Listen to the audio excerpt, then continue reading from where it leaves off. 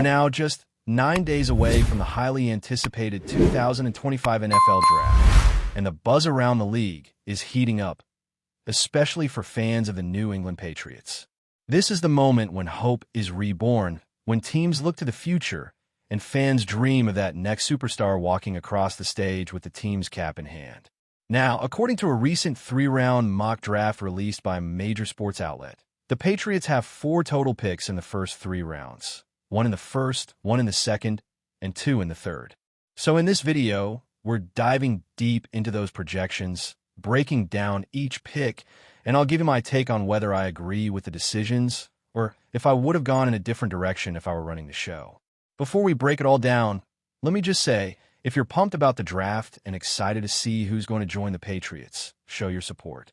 These next few days are going to be full of speculation, analysis, and, of course, some surprises. And don't forget, this Thursday, we're doing a live stream of our own mock draft with channels from across the platform. I'll be stepping into the role of general manager for the Patriots and making the calls live. We go live at 2 p.m. Eastern Time, so mark your calendars. Now let's get into it. According to the mock draft, the Patriots are slotted to make their first pick at number 4 overall. The analysts project that one player is heading to Cleveland, another to the Giants. And that leaves the Patriots with what appears to be 2 clear paths. Either take the best player available at number 4, or trade down and accumulate more picks. And honestly, I think trading down might be a smart play. It really depends on what kind of offer comes through. But sticking at 4 and selecting a cornerstone piece, especially on the offensive line, could also be a game-changing move, particularly with all the questions surrounding the left side of that O-line. Now, the player mocked to New England in this scenario is an absolute beast in pass protection. We're talking about a guy who allowed only 2 sacks all season long, which is exactly what you want when you've got a quarterback who was nearly leading the league in sacks last year. Protecting the quarterback has to be a top priority. We saw just how much he struggled to find rhythm in the passing game, and that starts with giving him time. This prospect's ability in pass protection is elite, and he's no slouch in the run game either. Opening up lanes for the running backs and giving the offense a more balanced attack. That's something this team desperately needs. Looking at the tape and stats, this lineman not only allowed just 2 sacks, but also gave up only 5 total pressures throughout the entire season. That's incredibly efficient. Sure, there were a few penalties, and that's something to clean up, but that can be coached. What really impressed me is how NFL-ready this guy looks. When scouts and analysts are in near universal agreement that a college lineman can make an immediate impact at the next level, you take notice. The Patriots recently let go of a key veteran, someone who is a locker room leader and a stabilizing force on the offensive line. This pick wouldn't just fill that gap, but could also become the foundation of the line for the next 5 to 10 years. Now, that said, I'm still open to the idea of trading down if the offer is right. There's been some buzz that a team like the New Orleans Saints might be interested in moving up to number 4. In one simulation, the Saints offered to swap their number 9 pick, toss in a second-rounder, and even include an early selection in next year's draft. That kind of package is tempting, especially for a team like New England that's in the middle of a rebuild and needs as much young talent as possible. It's the kind of deal that lets you still pick in the top 10 while gaining more ammo for the future. But again, it depends on how much you believe in this offensive lineman ceiling. If you're confident he's the next cornerstone of your line, you stay at 4 and make the pick. If you think the draft is deep enough to get quality later on, you move down. It's not an easy decision, and right now I'm kind of torn. But let's move on to round 2, because that's where things get interesting. In the second round, the mock draft has the Patriots selecting defensive tackle Kenneth Grant out of Michigan. Now, this is where I start to question the strategy a little. Don't get me wrong, Grant is a powerful, disruptive force in the middle, and pairing him with a guy like Milton Williams could make for a tough interior line. But here's the thing. The Patriots addressed a lot of needs on defense during free agency. While there are still some health concerns, especially around Christian Barmore, who's reportedly recovering well from a serious issue, I'm not convinced that going defense this early is the best move.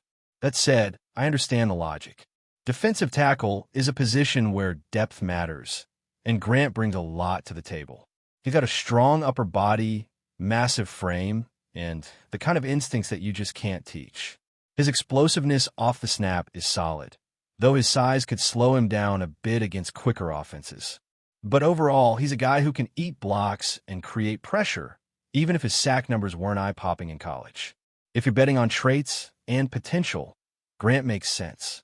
Still, I lean toward taking a wide receiver in this spot. If you've already shored up the offensive line in round one, then your next priority should be giving your quarterback another weapon. We know the Patriots' offense has lacked explosive playmakers for a while now, and even though the depth at receiver is improving, they don't have that elite go-to-guy outside of Stephon Diggs. Some fans might point to Pop Douglas or M. Collins as potential breakout stars, and sure, they've shown flashes, but we're talking about finding someone in the tier of Tyreek Hill, Justin Jefferson, or Amon-Ra St. Brown. That's a tall order, but you won't get there if you don't try to find that talent early.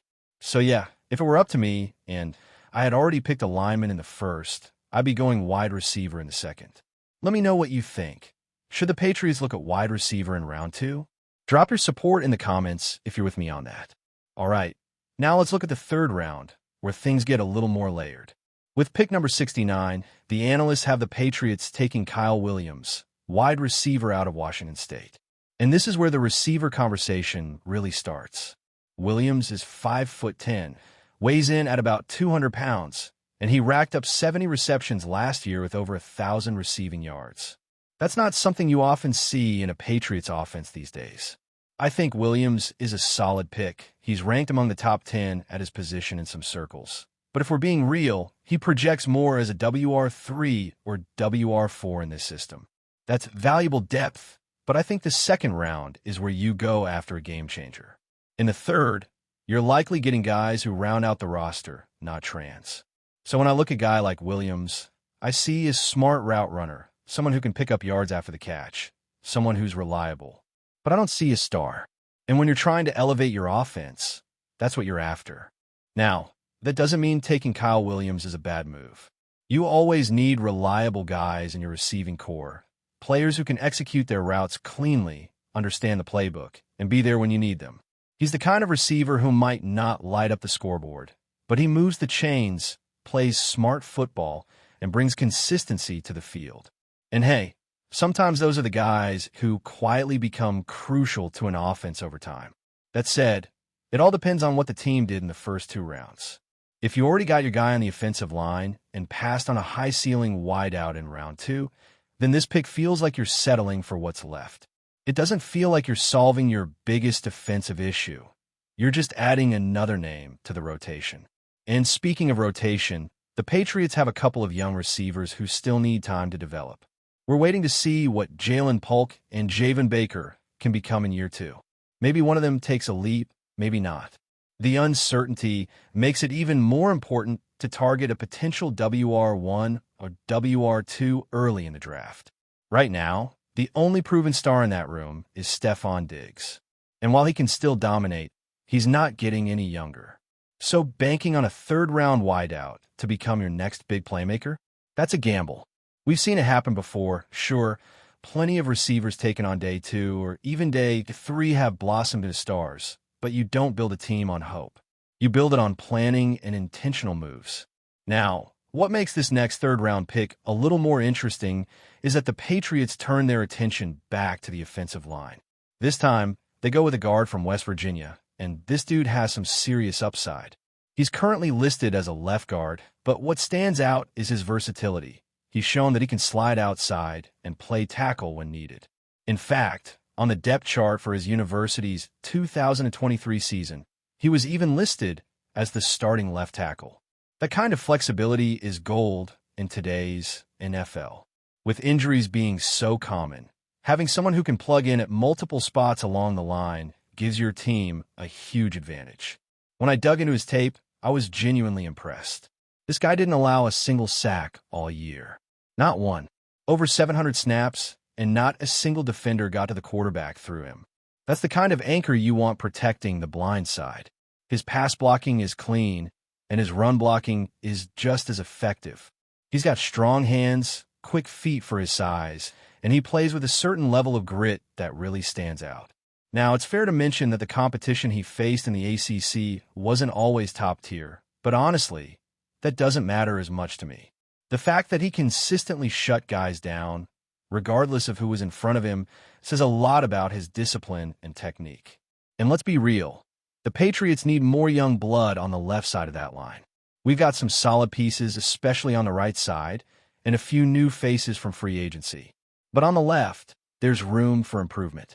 If this kid can step in and lock down that left guard spot, or even develop into a starting left tackle over time, then you're suddenly looking at a much more balanced defensive line. One that gives your quarterback more time, creates better running lanes, and lets the offense function the way it's supposed to. Still, I have a slight hesitation here. While I love his potential and the fact that he brings versatility, he's predominantly a guard. And the Patriots already have decent depth at guard. What they're really lacking is consistent, high-level play at tackle, especially on the left side. So unless this guy can truly transition to tackle at the pro level, there's a risk you're adding to a position that's already fairly well stocked. That's not to say it's a wasted pick. Far from it. But if you're looking at long-term needs and where you can make the biggest impact, tackle might still be the better focus. What I do appreciate, though, is the strategy. Going back to the offensive line in the third round shows that the team understands where the foundation of their offense begins. You can't have a functioning offense without a solid line. And let's face it, last year, the quarterback didn't stand a chance half the time. The pocket was collapsing before plays could even develop. So doubling down on offensive line picks early in the draft, I support it. Especially if you can get someone in round 3 who is starter upside and can give you flexibility on the depth chart. If it were up to me, I'd structure the draft a bit differently. Ideally, I'd go offensive tackle in the first round, someone who's proven can protect the quarterback from day one and anchor the line for years to come. Then I'd use that second-round pick on a wide receiver with real star potential. Someone explosive, someone who can win contested catches, create separation, and stretch the field. Then, in round 3, that's when I'd look at defensive depth. A rotational defensive tackle, maybe a running back with upside, or even a developmental quarterback if the right one is sitting there. But I totally get why the Patriots might see it differently. They have a plan. They have scouts watching these players closely. And sometimes, fit matters more than position value. And on the topic of defensive tackle, just to circle back a bit, I want to clarify that I'm not completely against taking one in this draft. I just don't think round 2 is the right time. The defense already got a lot of love in free agency. 11 defensive signings compared to 9 on offense. That tells me they felt more confident in patching holes on that side of the ball. Right now, we're looking for depth on defense, not starters. So a defensive tackle in the later rounds? Sure, especially someone with raw power who can be coached up. But using a second-rounder on that position feels like you're ignoring more urgent needs on the offense. Anyway, the draft is always full of surprises. Prospects rise and fall. Teams make unexpected trades. And every fan base convinces themselves that this is the year their team nails every pick. For the Patriots, the path forward isn't just about filling holes. It's about building an identity again. The last few seasons haven't been easy, and there's a lot of pressure on the front office to get this right. Every pick matters. Every decision echoes for years. So whether it's Will Campbell at number 4 or someone completely different, whether they stay put or trade down, every move is going to shape the next era of Patriots football. I'm curious what you all think. Do you agree with this mock draft? Would you stick with the offensive line early or go a different route entirely? Drop your draft grades in the comments. A, B, C, D, or even F if you're feeling harsh. We'll be going live soon with our full mock draft, making picks, and reacting in real time with other channels. So make sure you're tuned in, because it's going to be a great time, and who knows, we might just call out the next Patriots superstar live on stream. Before we continue, don't forget to subscribe to Patriots Hub and give this video a like. Your support helps us keep delivering the latest updates on our New England Patriots. And don't be shy. Share your thoughts on the news in the comments below. The NFL world is buzzing with speculation, and this time, it circles around none other than King Henry himself. Sources close to the situation reveal that the New England Patriots have emerged as serious contenders in pursuit of Baltimore Ravens running back Derrick Henry, sparking a potential blockbuster move that could shake the league to its core. Known for his bulldozing style, unmatched durability, and big playability, Henry is once again at the center of attention. But this time, not for his dominance on the field, but for the whirlwind of rumors surrounding a possible relocation to Foxborough. Henry, who signed a 2-year deal with the Ravens just last offseason, has already made a significant impact in Baltimore. He broke franchise records and notched multiple AFC Offensive Player of the Week honors in just the first half of the 2024 season, including a jaw-dropping 87-yard touchdown run against the Buffalo Bills and a career milestone in Week 5 with his 100th touchdown and over 10,000 rushing yards. Despite this impressive production, whispers around the league suggest that the Ravens might be open to listening to offers, and the Patriots, desperate to reestablish their identity post-Brady era, are circling like sharks. New England's interest isn't just rumor-fueled gossip. It's rooted in strategic urgency. The Patriots have struggled to find consistency in their ground game, and their current stable of running backs lacks the sheer explosiveness and fear factor that Henry brings. With a young quarterback still developing and an offensive unit needing a true centerpiece, acquiring Henry could serve as a transformational move. His presence alone would command defensive adjustments and open up opportunities in the passing game, breathing new life into a sputtering offense. But pulling off such a high-profile acquisition won't come cheap. Henry's contract is team-friendly in 2024, but becomes more costly in 2025, and the Ravens would likely demand significant draft capital in return. Still, the Patriots are no strangers to bold moves, and with head coach Jerod Mayo aiming to make his mark in his first full season at the helm, the allure of adding a surefire Hall of Fame caliber player to his locker room may be too tempting to resist. The Patriots have the cap space and the draft assets to make a deal happen. It's just a matter of how far they're willing to go. For now, Henry remains a Raven, thundering downfield in purple and black. But as trade talks heat up and the league inches closer to mid-season, the NFL world watches with bated breath. Could the king find a new throne in New England? One thing's for sure. If this deal happens, it won't just shift the AFC power structure. It might revive a Patriots dynasty waiting to be reborn. That's it for this update.